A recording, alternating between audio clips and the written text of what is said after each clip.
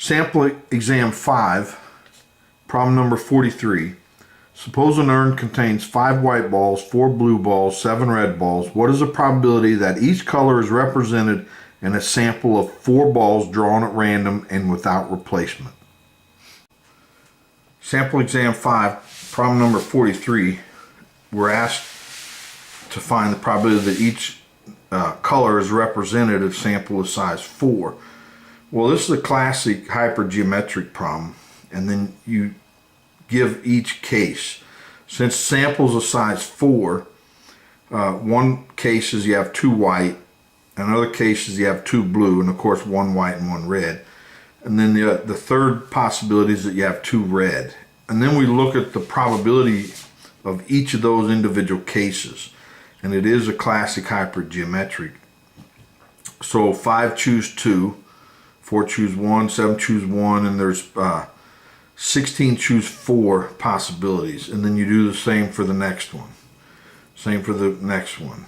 You know, out of the 5 white, choose 1, of the 4 blue, choose 1, of the 7 red, choose 2. Those boil down to this, and the probability is 1/2. Number 44, let x1 through xn denote a random sample from a discrete uniform distribution over the integers minus theta to theta, where theta is a positive integer. What is the maximum likelihood estimator of theta? So here we're asked to find the maximum likelihood estimator of theta. So here is our density, and x is between these two values for all x. Now this is one of the classic cases where the data, you know, the parameter depends upon the data. You know, it's in the domain, and this is maximized when theta is small as possible. So given this is when x being between a positive and negative of the same value, that's the way to say that the absolute value is less than or equal to theta. And then to let theta to be as small as possible, you let it be the largest one of these values. So it's the maximum of the absolute value of each data point. Then you set theta equal to that, and that's your maximum likelihood estimator. Problem number 45. Suppose that the time until failure of a certain mechanical device has an exponential distribution with mean lifetime of 20 months. If 5 independent devices are observed, what is the chance that the first failure will occur within 4 months? So problem 45, we're given that that x follows an exponential distribution, and the mechanical device does, and has a mean lifetime of 20. So the expected value of x, which is 1 over lambda, equals 20. That's given. So you can solve that for lambda is 1 over 20. And since we're taking a sample of size 5, the joint distribution is the product of the individuals, which is this. And then one note before we stop: the probability that 1x is greater than 4 is this. So you plug, you know, 1/20th into the density for lambda. Then you integrate that, and you get this, and plug in the limits. You get e to the minus 1/5. Okay, so that's a note, because the question asks us what's the probability that at least one of the failures occurs less than 4 months. It says within 4 months. But whenever there's an at least one, you will want to take 1 minus that, and that means that all of them are above 4. So these two statements are equal. Well, the probability that all of them are equal to 4, and the fact that the xi are independent, is just a product of each of those individual probabilities. Well, one of those probabilities is this that we just calculated. So this probability comes down to 1 minus the individual probabilities raised to the fifth, then of course which simplifies to 1 minus e to the negative 1. Problem number 46. Let x and y have a joint density function of f of x, y equal to 2 e to the minus x plus y for x greater than 0, y greater than x, and less than infinity. What is the expected value of y given x equals little x for x greater than 0? So number 46, we're given a density and we want to find the expected value of y given x. So we have to integrate out y of our joint density, and that's this, and y goes from x to infinity. So you integrate that, you get this, plug in our limits, and you get this. So then you take our f of x and put that in the, divide the joint density by this. So it's really this piece divided by that, you get e to the x minus y. Now the expected value of y in conditioned on x is this. You take this joint density, which is here, I just separated the e's, put in a y, and then integrate over all possible y. And you can factor out an e to the x because it's constant with respect to y. There should be a dy here.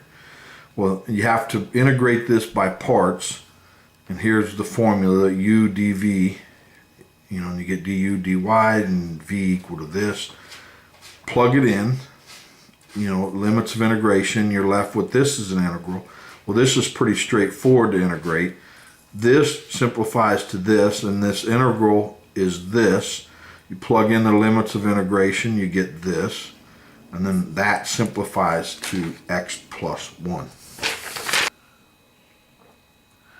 Problem number 47. A point xy is chosen at random from a uniform distribution on the circular disk of radius 1 centered at the point 1, 1. For a given value of x between 0 and 2, and for y in the appropriate domain, what is the conditional density function for y? So number 47, we're given a unit circle, a disk, centered at 1. And so the formula for that is this equation. And then it's uniform, so the height of this is 1 over the area. And the area of a circle is pi r squared, so it's just pi. So the joint density of x and y is 1 over pi. Now, to find the conditional of y given x, we need the density of x. So we take the joint density and integrate out y. But note that y is going from here to there, so you can solve this for y, and you get these two values. Well, and then you integrate that, and you plug in the two values, you get this. And then to find f of y given x, you take the joint density, which is 1 over pi, divided by this, and then it boils down to that. And then that's one approach to solve it. Another approach is that since we're dealing with a uniform distribution over here, that whenever you're given a value of x, so pick any value in there, then y is uniformly distributed over the value that you pick. So if x was this value, then then y given x is uniformly distributed over those values. And if you're given a uniform distribution, from point A to B, then the density is b minus a. So you take this big value minus the small value. Well, we can solve for y, and the top part is actually this piece here, and the bottom part is that piece. So f of y is uniform, where you take the top limit minus the bottom limit, and then minus a minus is plus, you add those, you get this, which is exactly the same before. And so this may be a shortcut on the test to do this. Number 48. Let x1, 2, and 3 denote the three independent observations from a distribution with density function f of x theta equal to theta plus 1 x to the theta, where x is between 0 and 1. What is the form of the best Neyman Pearson critical region for the testing the null hypothesis that theta is equal to 1 against the alternative hypothesis that theta is equal to 2? Number 48, we're asked to find the Neyman Pearson rejection region.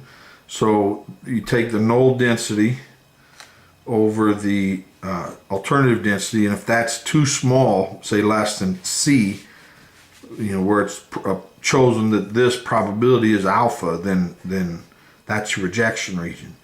So here we're assuming that theta is 1, so the null density drops out to be this. And then here we're saying that theta is 2, so the alternative distribution is this. And then we'll write that as 2/3 cubed, and then one of these will cancel one of those, which leaves this. And then if you take this to the other side and then cross multiply, you get that the product of the x's being greater than some k is the Neyman Pearson rejection region. Number 49. Suppose 3 observations on the ordered pair xy yield 0, -1, 1, 0, and 1, 1. What would be the least squares estimate of b in fitting a line of the form y equals bx? So number 49, we're asked to find the least squares estimate of b where it's a line of y equal bx. And so we set it up where you take the data minus your line squared, summed over all possible data points. And there's only 3, 1 to 3. To find the value of b that minimizes this, we take the derivative with respect to b, and then you get this. The 2 comes out front, and there's 1 minus, and then you take the chain rule and you take the derivative of b within, you get minus x. Set it equal to 0.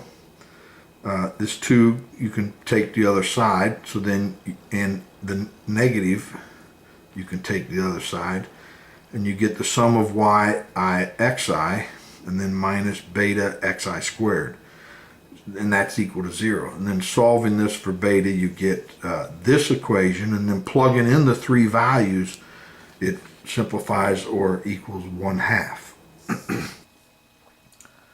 Number 50.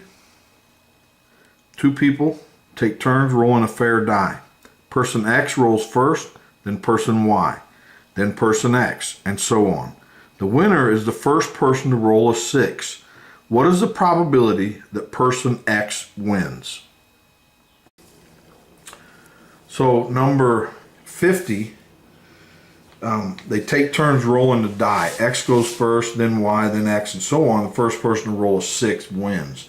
So if we look at just the probability of winning on the ith roll, it is this. The last one has to be a 6, so the probability of rolling a 6 is 1/6. And each of the I-1 events, it has to be not a 6, and that each one of those is 5/6. So this is the probability of rolling on the ith win. Well, for X to win, they need to win on the first one, or the third, or the 5th, or the 7th, and then those are the probabilities of each, and it goes on forever. Well, let's factor out a 1/6, and we're given, well, sort of this. So after we factor out a 1/6, then we're going to take a 2 into each one of those. So that's 25/6, and it's a 1. Now 2 is 2 times 2, so we're going to take one of those 2's and put it in here. And this is 2 times 3. Take one of those 2's, leaving a 3. Well, this is a geometric series, which is equal to this, which simplifies to this. Take it times 1/6. The answer is 6/11. And that's the end of example 5. If you enjoy these videos, please subscribe so you're notified when I start posting questions and solutions to exams 6, 7, and 8. Bye. Thanks.